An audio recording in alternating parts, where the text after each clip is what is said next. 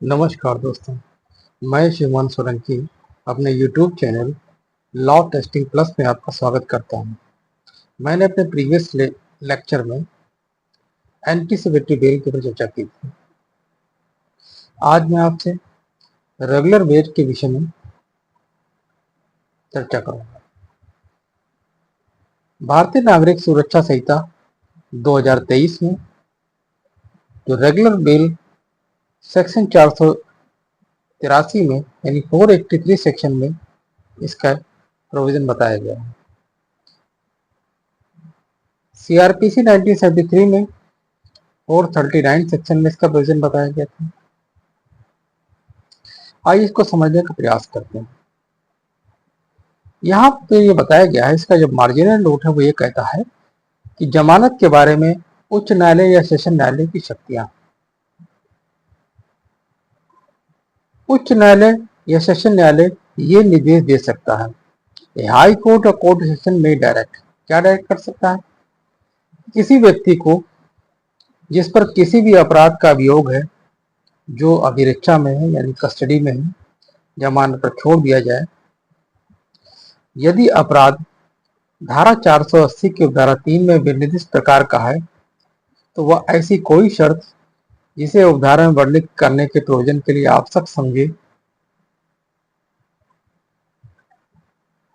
अधिरोपित कर सकता है।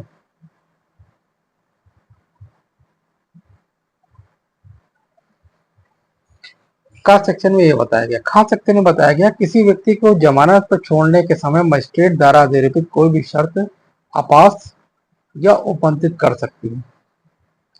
यानी कि अगर मजिस्ट्रेट कोर्ट के द्वारा कोई कंडीशन लगाई गई है तो ये कंडीशन जो होगी सेशन कोर्ट या फिर हाई कोर्ट उसको से डिसाइड कर सकती है या फिर मॉडिफाइड कर सकती है। परंतु उच्च न्यायालय या सेशन न्यायालय किसी ऐसे व्यक्ति को जो ऐसे अपराध का अभियुक्त है जो अन्य सेशन न्यायालय द्वारा विचारणीय है या जो यद्यपि इस प्रकार विचारणीय नहीं है, आजीवन कारावास से दंडनीय है, जमानत लेने के पूर्व जमानत के लिए आवेदन की सूचना लोक अभियोजक को उस दशा के सिवाय देगा जब उसकी ऐसे कारणों से जो लेखबद्ध किए जाएंगे ये राय है कि ऐसी सूचना देना साध्य नहीं। यानी कि जो ऐसे अपराध हैं जो कि आजीवन कारावास से दंडनीय है, तो इन अपराधों की सूचना पब्लिक प्रोसिक्यूटर को दी जाएगी कि वह अपने ऑब्जेक्शन दे। बगैर उनका ऑब्जेक्शन लिए हुए तो फिर बेल की कोई विचार नहीं किया जाएगा। संक्षेप में इसका मतलब यही है। परंतु यह कि उच्च न्यायालय सेशन न्यायालय किसी ऐसे व्यक्ति को जमानत देने से पहले भारतीय न्याय संहिता 2023 की धारा 65 या 70 की उपधारा 2 के अधीन विचारणीय योग किसी अपराध का अभियुक्त है तो ऐसे आवेदन की सूचना की प्राप्ति की तारीख से 15 दिन के भीतर लोक अभियोजक को जमानत के लिए आवेदन की सूचना देनी है। यानी कि धारा 65 और धारा 70 सब क्लास 2 भारतीय न्याय संहिता 2023 धारा 65 रेप के ऑफेंसेस की बात करता है और धारा 70 सब क्लास 2 18 साल से कम उम्र की महिला के साथ जो गैंग रेप की बात करता है।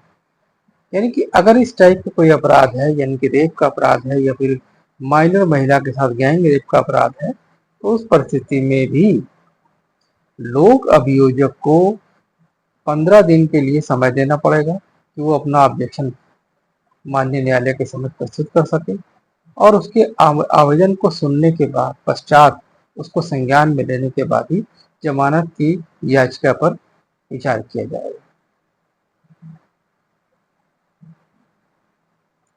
अब क्लास 2 में बताया गया है कि सूचना देने वाला या उसके द्वारा प्राधिकृत की उपधारा 2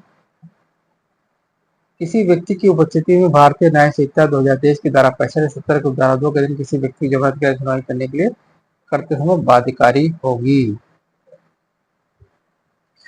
यहाँ पर यह कहा गया है कि अगर धारा 65 यानी कि रेप का ऑफेंस है या फिर माइनर महिला के साथ गैंग रेप का ऑफेंस है जो कि 70 सब क्लास 2 भारतीय न्याय संहिता 2023 में इसकी व्यवस्था की गई है। इसका कोई अपराध है तो ऐसी स्थिति में कंप्लेनेंट जिसने एफआईआर किसको सूचना दी है, तो जमानत पर जब आवेदन किया जाएगा तो उसको पार्टी बनाना आवश्यक है।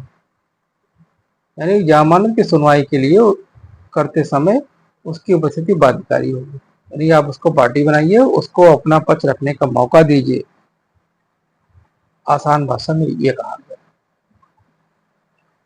क्लास 3 में बताया गया है उच्च न्यायालय सेशन न्यायालय किसी ऐसे व्यक्ति को जिसमें इस अपराध के अधीन जमानत को छोड़ा जा सकता है गिरफ्तार करने का निर्देश दे सकता है और उसे अभिरक्षा के लिए सुपुर्द कर सकता है। यानी कि जो 483 सब क्लास 3 है ये बेल कैंसिलेशन की बात करता है।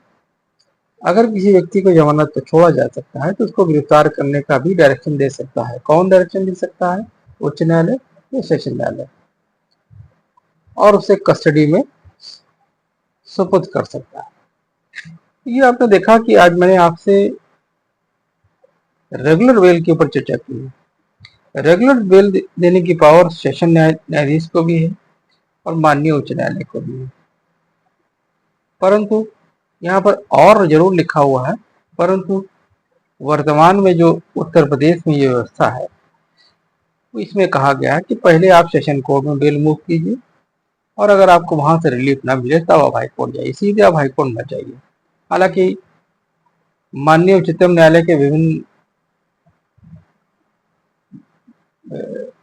उच्चतम न्यायालय के विभिन्न मुकदमों में ऐसी भी व्यवस्था बताई गई है कि आप डायरेक्ट हाईकोर्ट जा सकते हैं, लेकिन वो आपराधिक स्थिति है। लेकिन जनरल लॉ जो है वो हमारा यही कहता है कि सेशन कोर्ट में पहले आप बेल एप्लीकेशन मूव कीजिए, अगर वहां आपको रिलीफ ना मिले या फिर खारिज हो जाए तो आप हाईकोर्ट में बेल मूव कीजिए।